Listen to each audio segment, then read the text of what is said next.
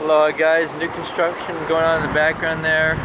Good energy, the energy of creation. I want to do a little super breakdown here, talk about everything that's on my mind, including the progress I'm making on my Easy World Peace book. EasyWorldPeace.com, of course, offers a comprehensive preview of everything I'm interested in and my unique views and encouragements to people, to ways to get more control and power over your body.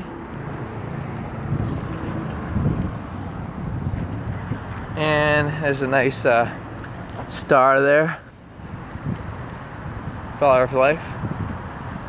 But I also want to do a little snippet on shopping, a little snippet on exercise.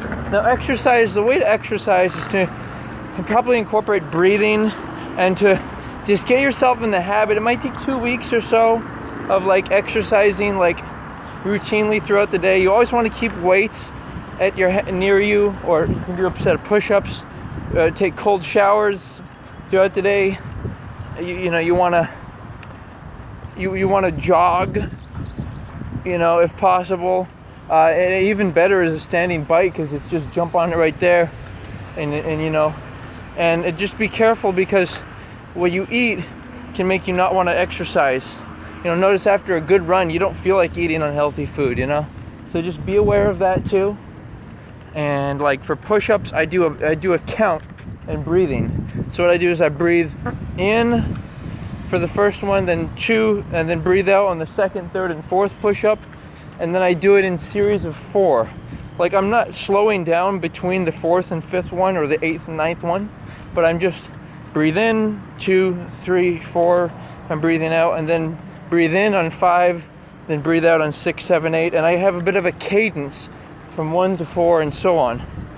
And then next subject touching on here is the issue of shopping. Now, with the internet, it makes it easier to really fine-tune what your selection is of how you want to style yourself. Remember, there's 2 styles. One is this style I go for. The other is like my fancy suit, or a nice aloha shirt, a nice hat. And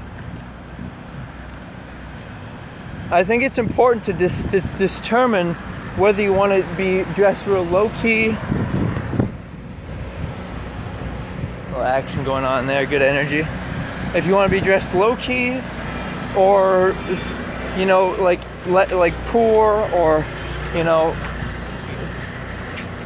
humble, or if you want to dress up style and really express yourself and show off a little perhaps of your own personal wealth. And like, I find that clothing is the perfect opportunity to do this type of thing, being that it's less costly and relative to other hobbies and expenses, and you can buy something new each month. For example, like you can buy new ties, new shirts, shoes, so on.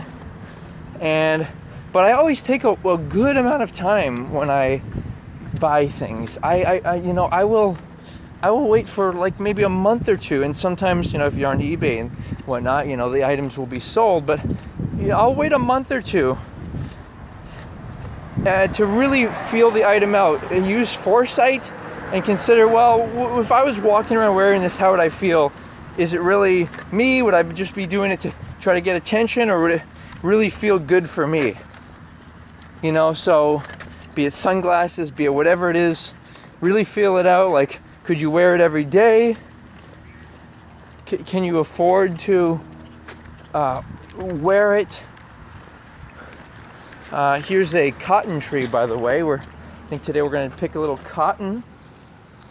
That's a bit of a light humor regarding the history of America. How do we pay reparations to the African American people, who helped to clothe us with cotton picking and feed us with their food? And when I say us, I mean just everyone in America who was able to, gain.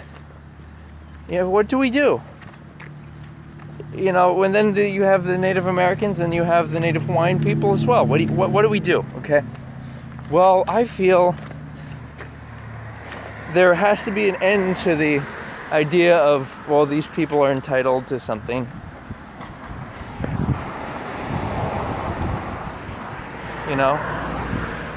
There has to be an end to it. All it does is create a bit of a tension, ongoing tension and racial tension, that I'm this and you're that, and I deserve this because you did this, your ancestors did this 100 years ago, whatever.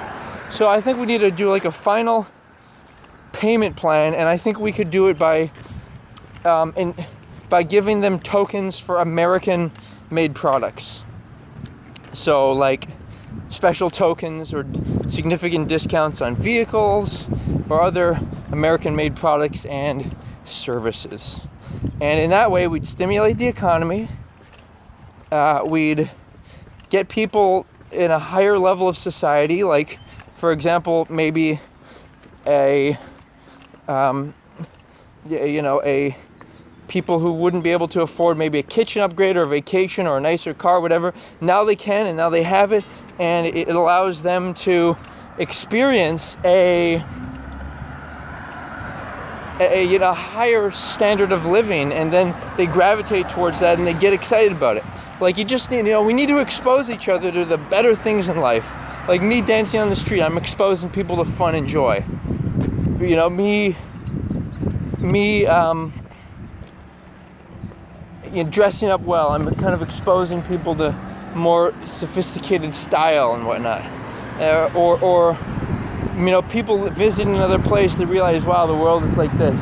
So that's my idea for that, and just kind of make it a temporary thing, and then we're all equal. There's no more reparations, and I don't know what to do about like reservations and what are they called? In Hawaii, they're called homesteads. I don't know what to do about that. I feel like it shouldn't be the definite responsibility of the U.S. government. I feel like they should actually make it like a separate country. Like, for example, give the Big Island to Hawaii, the Hawaiian, people and their government, let them run it, and then have their police force and their own profits and experience their own economy and etc. And equivalently for the Native American peoples. And then maybe there could be a place for the African Americans, a special place that's like run by them, and remember, what's so important to consider is that it's not about, at the end of the day, it's not about the way your skin looks, your ethnicity. It's about perpetuating certain cultural elements, and obviously there are many positive things. Like I like to do gangster rap, and it's fun, and obviously it involves objectifying language, but and obscene themes, but it's not something I'd actually go forward with in real life, So there just has to be that barrier between the emotional hype up, which is fun, of gangster rapping, and certain other elements of maybe African American and other cultures, or like Latino culture of the cholo, of the tough people, and we incorporate this toughness of being strong, and then we incorporate it with the intelligence of say white culture, if you will, that gravitates towards higher education. And not to say that black and I'm just talking about cultural stereotypes and kind of combining all the best of all things. And guess what? That's what we're doing with certain multi-ethnic marriages, and we're doing it, guys. We're doing great. We just got to keep going and get through this time period. And I think that's about all I got for you.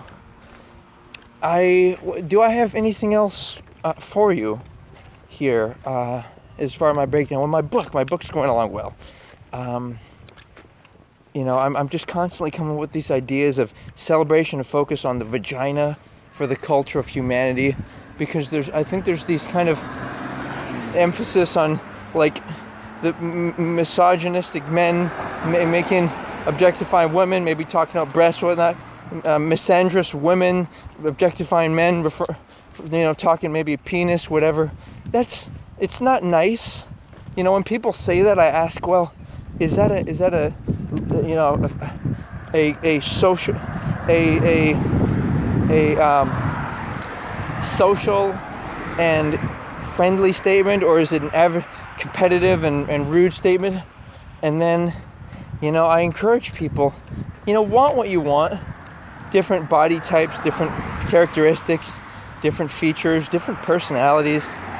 It's important for people to want what they want, but just some things need to be private, kept behind privacy, right? And we can respect that and celebrate one another and transcend this idea of that it's so great to seduce a bunch of people, and a guy seducing a bunch of women, or a woman doing that. That's just a lack of self-control, lack of respect for yourself and others. Treating people like objects, and it's a departure from true love, the true love of yourself and your dreams and your values.